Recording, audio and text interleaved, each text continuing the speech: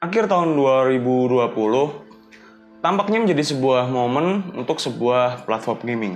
Mulai dari CPU, GPU, games, dan bahkan konsol pun banyak akan bermunculan di akhir tahun 2020 ini. Dari sekian banyak hal yang diperkirakan akan rilis di akhir tahun 2020 ini, salah satu yang mencuri perhatian gue tentu adalah mengenai Ryzen 4000. Desktop prosesor dari AMD yang didesain menggunakan arsitektur Ryzen 3. Penerus dari Zen 2 yang dirilis tahun 2019 kemarin, dikabarkan akan menjadi lebih dari sekedar supplemental update, dan bahkan AMD memberikan sebuah pernyataan bahwa arsitektur yang benar-benar baru ini akan memiliki performa yang bisa dibilang luar biasa. Oke, itu bagus. Tapi apa artinya hal tersebut untuk PC gaming kita? Gua merasa bahwa sekali lagi AMD akan bijak di dalam melakukan peningkatan atau improvement terhadap arsitekturnya. Yang mana sepertinya akan merampingkan fungsi-fungsi yang ada pada chipnya yang ditujukan untuk meningkatkan instruction per clock atau IPC. Nah, bayangkan dari hal yang gua sebut barusan, nampaknya AMD juga akan memberikan sebuah clock yang lebih tinggi juga untuk prosesor ini. Sehingga tentu aja ini udah menjadi sebuah resep yang sedap dalam rangka membuat sebuah PC gaming yang memiliki performa tinggi dari tim merah. Nah, oleh karena itu, gue akan coba sharing informasi yang gue ketahui mengenai tanggal rilis, spesifikasi, performa, dan perkiraan harga dari prosesor yang akan dirilis oleh AMD ini.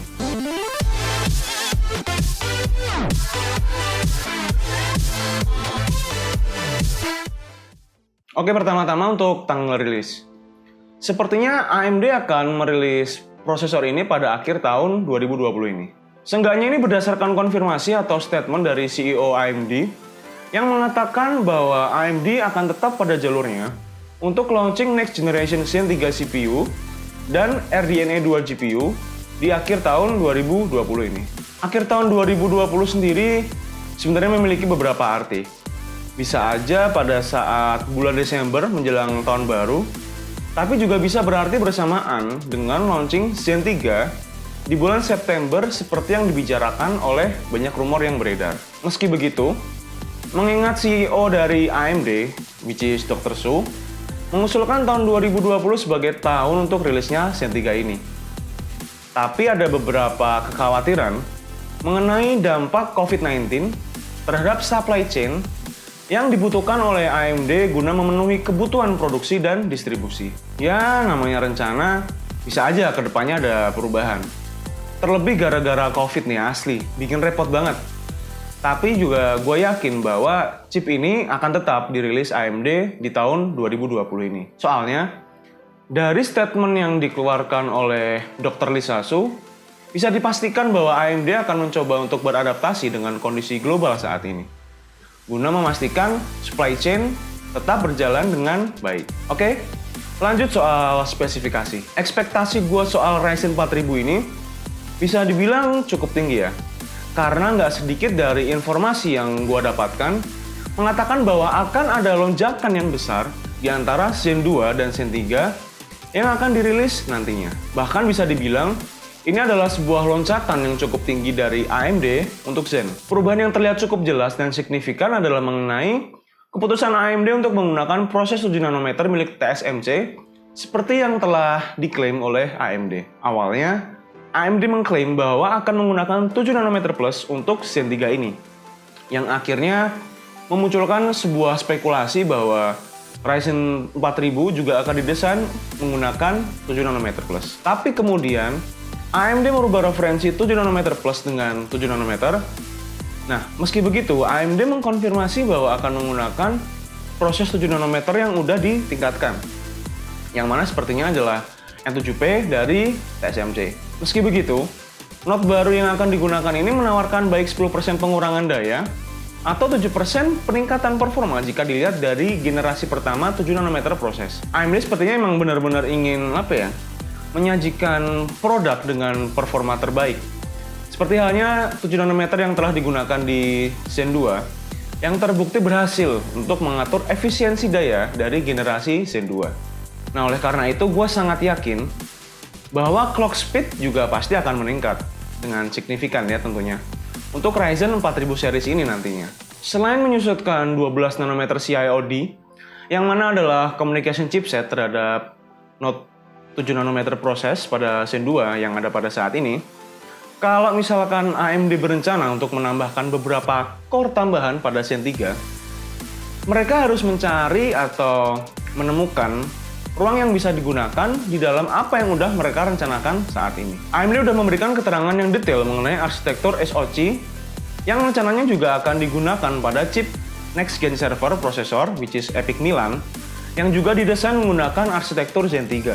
Yang mana memberikan sebuah gagasan untuk menggabungkan struktur 4 core CCX pada Zen 2 menjadi satu buah super 8 core CCX pada Zen 3 yang secara teori akan menyatukan L3 cache, merampingkan akses memori dan mengurangi latensi di antara setiap core-nya. AMD Infinity Fabric Interconnect juga merupakan sebuah fitur yang gue rasa akan disertakan di dalam Zen 3 ini, bersamaan dengan beberapa fungsi baru yang ditambahkan pada Die IOC IOD untuk meningkatkan konektivitas, kompatibilitas memori, dan yang lainnya. Hal ini tentu akan memberikan dampak performa yang sangat signifikan. Namun meski begitu, gak ada hal yang pasti jika kita membicarakan soal performa sebuah prosesor sampai kita benar-benar menerima produk tersebut di tangan kita dan melakukan tes kita sendiri.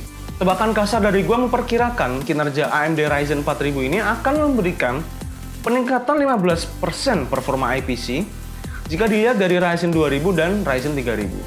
Hal ini juga berdasarkan perkiraan penambahan clock speed yang disebabkan oleh node proses 7 nanometer dari TSMC, yang mana secara general, CPU ini akan berpotensi memiliki peningkatan 20% performa dari generasi Zen 2. Dan yang terakhir, single core performance merupakan kunci utama di dalam gaming performance. Raw clock speed memberikan dampak yang besar terhadap frame rates. Tapi, memastikan clocks tersebut nggak sia-sia adalah sebuah kunci utama di dalam membangun sebuah gaming CPU terbaik. Itulah mengapa gue beranggapan bahwa optimasi lebih jauh untuk merampingkan arsitektur CPU dan memotong latensi akan menjadi sebuah agenda dalam pembuatan Zen 3 ini. Dari spesifikasi dan perkiraan performa yang tadi gue sampaikan, muncul sebuah pertanyaan baru. Kira-kira, berapa uang yang mesti kita keluarkan untuk Ryzen 4000 series ini? Tentu kita akan terkejut apabila ada perubahan besar pada strategi penetapan harga AMD Ryzen yang telah dicoba dan diuji pada chip ini. Yang jelas adalah AMD berhasil memenangkan pasar dari Intel seperti yang kita lihat saat ini. Dan bahkan chip dari AMD cenderung menawarkan rasio harga dan kinerja yang bisa dibilang sulit untuk diperdebatkan. Satu-satunya pengecualian untuk ini adalah apabila AMD benar-benar merilis SKU baru dengan jumlah core lebih besar dari Ryzen 7 dan Ryzen 9 yang ada. Meski gue berpikir bahwa hal itu bisa dibilang mustahil ya, tapi perubahan dari jumlah core tentu secara logika dapat memicu kenaikan harga pada produk-produk AMD. AMD juga tertarik untuk meningkatkan harga jual rata-rata mereka demi melepaskan reputasi mereka sebagai alternatif yang lebih murah untuk Intel.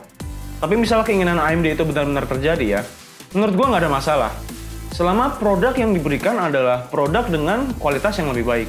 Tapi meski begitu, sepertinya hal itu nggak akan terjadi pada kelas harga kompetitif. Seperti misal pada tingkatan yang sebanding dengan prosesor Intel Comet Lake. Kemudian gue juga memiliki pandangan bahwa Ryzen akan terlihat cerah ke depannya secara finansial. Hal ini dimulai pada saat AMD memperkenalkan arsitektur chiplet dengan Zen 2. Chip monolitik atau gumpalan silikon tunggal telah mencapai kapasitas maksimum untuk sementara waktu ini. Lihat aja ukuran dice pada Nvidia Turing dan biaya pembuatan monolitik besar yang beresiko meningkatkan lebih banyak pemborosan. Dengan arsitektur chiplet yang memperkecil ukuran die dan memindahkan I/O dari cutting edge node yang mahal, AMD berhasil menekan harga secara drastis. Ini memproyeksikan bahwa prosesor monolitik 16 core akan lebih mahal 2 kali lipat dari yang diproduksi Ryzen 9 3950X. Bahkan, chip 8 core kira-kira 25% lebih murah berkat chiplet ini. Yang mana semua hal ini akhirnya membuat gue yakin bahwa harga Ryzen 4000 akan sama kompetitifnya seperti yang udah-udah. Jadi dari semua hal yang telah gue sharing dari video ini, bisa kita ambil kesimpulan bahwa AMD telah mengkonfirmasi bahwa baik Zen 3 CPU dan RDNA 2 tetap pada jalurnya untuk dirilis pada tahun ini. Kapan tepatnya? Petunjuk terbaik gua sejauh ini adalah melihat dari Computex Tech Show yang akan diadakan di Taipei yang ditetapkan pada tanggal 28 sampai 30 September tahun 2020 ini. Arsitektur terbaru ini dapat menandakan sebuah perubahan besar pada arsitektur Zen iterasi ketiga. Dan yang paling terlihat menonjol adalah penggunaan Enhanced Process 7 nanometer dari TSMC yang menjanjikan daya yang lebih rendah atau kinerja yang lebih tinggi atau bahkan malah keduanya. Arsitektur chipset yang diperkenalkan di Zen 2 telah membuktikan menjadi salah satu faktor yang efektif dalam rangka menekan biaya, yang mana pasti akan berdampak pada harga jual prosesor juga pada akhirnya. Dan gue juga beranggapan bahwa penekanan biaya tersebut juga akan dilakukan pada Zen 3. Seenggaknya, gue nggak mengharapkan perubahan harga yang besar dari struktur pricing yang ada pada Ryzen 3000 seri saat ini. Oke guys, itu aja sedikit informasi yang gue ketahui mengenai Ryzen 4000 ini. Kalau misalkan kalian tahu informasi lain mengenai Ryzen 4000 series ini, kalian boleh banget nih share di kolom komentar supaya gue dan teman-teman yang lain juga bisa tahu informasi tersebut. Kalau misalkan kalian merasa video ini bermanfaat, jangan lupa untuk like, share, dan subscribe. Tapi kalau misalkan kalian merasa video ini kurang bermanfaat buat kalian tahu mesti ngapain. Oke, sampai sini aja dulu video dari gue. Sampai jumpa lagi di video gue selanjutnya. See you later, bye-bye. Terima kasih telah menonton video ini. Kalau kalian merasa video ini berguna buat kalian, jangan lupa untuk subscribe channel gue ya. Thank you.